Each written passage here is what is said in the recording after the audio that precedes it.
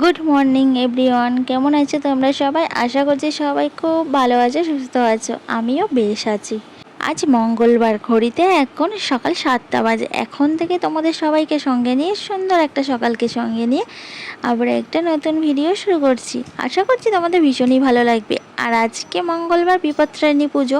অনেক জায়গায় আজকে বিপত্তারিণী পুজো হচ্ছে, সবাই ঘরে ঘরে পুজো করছে, আর আমরাও আজকে করছি। আবার অনেকে কেউ কেউ শনিবারের দিন এই বিপত্তারিণী পুজো করবে। তো বিপত্তারিণী পুজো তো দুদিন পরে, মঙ্গলবার আর শনিবার। তো আমরা প্রথম পুজোটা করি বলে আজকে করছি। আমি টুকুন লাইফস্টাইল ব্লগে তোমাদের অনেক অনেক স্বাগত, ভালোবাসা জানাই। আজ অনেক সকাল সকাল উঠে স্নান করে ঠাকুর ঘরে এসে পুজোর কাজ করতে বসে পড়েছি। তো প্রথমে আমি ঠাকুর ঘরটা গুছিয়ে নিয়ে তারপরে এই যে ফলগুলো কাটতে বসেছি। তারপরে আমি ডালিটা সাজিয়ে নিয়েছি। আর বিপত্তারিণী পুজোতে তো সব কিছু 13 রকম দিতে হয়। 13 রকম ফল, 13 রকম মিষ্টি, 13 রকম ফুল। আমি এই সব কিছু দিয়ে এই যে ডালিটা সাজিয়েছি, একটা লাল কাপড় দিয়ে আমি ঢেকে দিলাম। তারপরে এই যে সিদ্ধেটা সাজিয়ে নিচ্ছি। তো এখানে আমি 5 রকম মশলা দিয়েছি, 5 রকম সবজি দিয়েছি, আর চাল দিয়েছি, আর টাকা দিয়েছি, দিয়ে সিদ্ধেটাকে সুন্দর করে সাজিয়ে দিয়েছি। আর ঠাকুর ঘরের পুজোর দায়িত্ব আমার ওপরে একা পড়েছে। তো অনেকটাই কাজ। দুটো পুজো হবে, নারায়ণ পুজো হবে আর বিপত্তারিণী পুজো হবে। তো এখানে এই যে 13 রকম ফুল আমি আলাদা করে বেছে নিয়েছি, আর এই যে ডালিটা সাজিয়ে নিয়েছি। আর বলো না, 13 রকম ফুল আমি কিছুতেই মেলাতে পারছিলাম না, 2 রকম ফুল কম পড়ছিল। তো কি করব ভেবে পাচ্ছিলাম না। তারপরে ভাবলাম বাড়িতে লঙ্কা ফুল ফুটেছে ছাদে, সেটা তুলে নিই।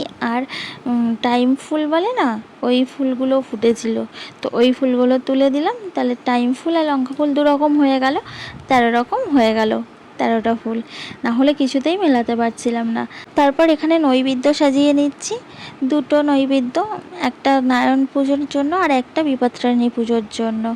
আর এদিকে ঠাকুর মশাইও চলে এসেছে, আমার অর্ধেক গোছানো হয়েছে, আর বাকি অর্ধেক যেগুলো গোছানো হয়নি সেগুলো ঠাকুর মশাই গুছিয়ে নিল। তারপরে এই যে পুজোয় বসে পড়েছে। তো প্রথমেই নারায়ণ পুজো করেছে, তারপর বিপত্তারিণী পুজো করবে লাস্টে। एतत् सम्पूर्णं मधुकर्काय नमो। एतत् सम्पूर्णं गीताय नमो। ओं जवा कौशं कश्यपियं महाधोति दन्तानि सर्वपाप गुणप्रमोदस्मि दिवाकरं। ओं जक्करकर परिविष्टमातुं कुन्दमं परातां परसुरेश्वरी। ओं अखण्डलाकारं व्यक्तकरं चराचरं तत्पदं दर्शितां तस्मै इया सन्निध्य नततिष्ठ कुमोपज्याय नमो। एते गन्धपुष्पे ओं नमो मास भक्त बलाय नमो। एते गन्धपुष्पे ओं नमो मास भक्त बलाय नमो। एते गन्धपुष्पे ओं नमो दधिपताय नमो। एते गन्धपुष्पे ओं नमो श्री विष्णुवाय नमो। एते गन्धपुष्पे एतत् सम्पूर्ण ओं नमो भूताद्दी नमो। एते गन्धपुष्पे ओं भूता पेता पिशाचराद्दी नमो। एते गन्धपुष्पे ओं भूताद्दी पिताद्दी नमो। एते गन्धपुष्पे ओं नमो जलं नमो। एते गन्धपुष्पे ओं नमो तरं नमो। एते তো गन्धपुष्पे নারায়ণ ओं नमो। পুজোটা হয়ে গেছে, এবার বিপত্তারিণী পুজোর ব্রত কথা পড়ছে, আমরা সবাই বসে শুনছি। ব্রত কথা শেষ হওয়ার পর অঞ্জলি হবে, তারপর আরতি করে পুজো শেষ করবে। দুটো পুজো তো করতে অনেকটাই সময় লাগে, আর এত হাওয়া বইছে জানলা দিয়ে, প্রদীপটা বারবার নিভে যাচ্ছে। তো পুজোটা করা কমপ্লিট হয়ে গেছে একেবারেই। মানে তিরকাটির দড়িগুলো কেটে দিচ্ছে, ওনার আর পরে আসার সময় হবে না। আর আজকে দেখো বিপত্তারিণী ঘরটা পুরো জবা ফুলে ঢেকে দিয়েছি। বাড়ির সব জবা ফুল ফুটেছিল, সেই জবা ফুলগুলো দিয়ে একটা মালা গেঁথেছি, হলুদ জবা আর লাল জবা। সেই মালাটা পরিয়ে দিয়েছি ঘটের মুখে, পুরো ঢেকে গেছে ঘরটা। তো এই বিপত্তারিণী ঘটেই আমাদের বিপত্তারিণী পুজো হলো। ঠাকুর ঘরটা অনেকটাই ছোট, তার জন্য সব ফল, তারপরে চিন্নি প্রসাদের জায়গাটা, সব কিছু নিয়ে নিচের ঘরে চলে এলাম।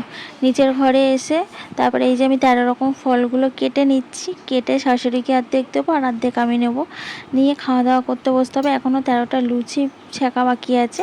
তো ওই বড় বড় লুচিগুলো বাড়ির সবার জন্য ভাজা হচ্ছে, আর 13টা লুচি আমাদের জন্য যেগুলো করব সেগুলো একদম ছোট ছোট করব।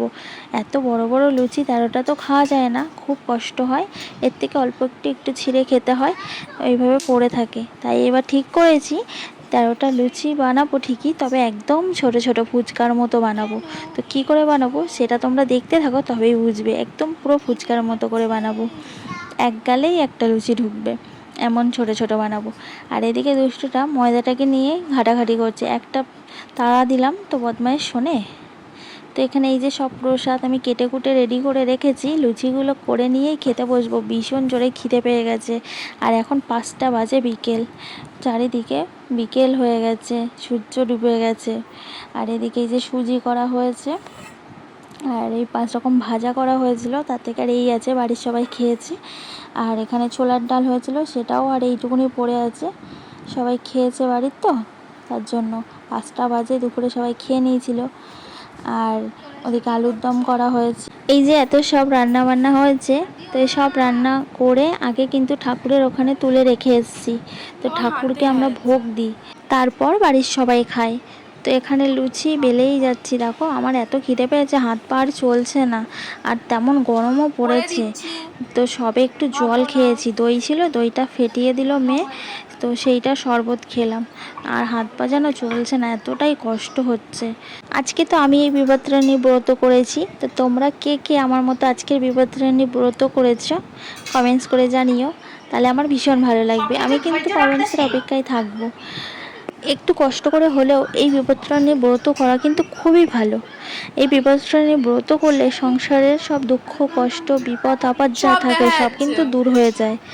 আর এই বিপত্তারিণী ব্রত করলে অনেক সংসারের উন্নতি হয়। সংসারের যা কষ্ট ধার দেনা দরিদ্রতা থাকে সব কিন্তু ঘুচে যায়। তো বিপত্তারিণী ব্রতটা করা কিন্তু খুবই দরকার মেয়েদের। ঘরে ঘরে তোমরা আর কিছু পুজো করো না করো, এই বিপত্তারিণী পুজোটা করো, তবে কি হয় বলো তো, সংসারের সুখ শান্তি বজায় থাকে। আর এই দেখো সেই ছোট্ট ছোট্ট লুচি বানাচ্ছি 13টা। এই লুচি খাবো আজকে, জানি না 13টা খেতে পারবো কি না। বেশ ছোট্ট ছোট্ট ফুচকার মতো, যখন ফুলে উঠবে না পুরো ফুচকার মতো। তো এবার ঠিক করেছি এরকমভাবেই 13টা লুচি বানাবো। প্রত্যেকবার এই বড় বড় লুচি থেকে একটু একটু ছিঁড়ে নিয়ে খাই আর নষ্ট হয়। তো এইভাবেই 13টা লুচি করে নিলাম, আমার জন্য 13টা আর শাশুড়ি মায়ের জন্য 13টা। চলো ভিডিওটা এখানে শেষ করছি, ভালো লাগলে লাইক করো আর সবাই খুব ভালো থেকো।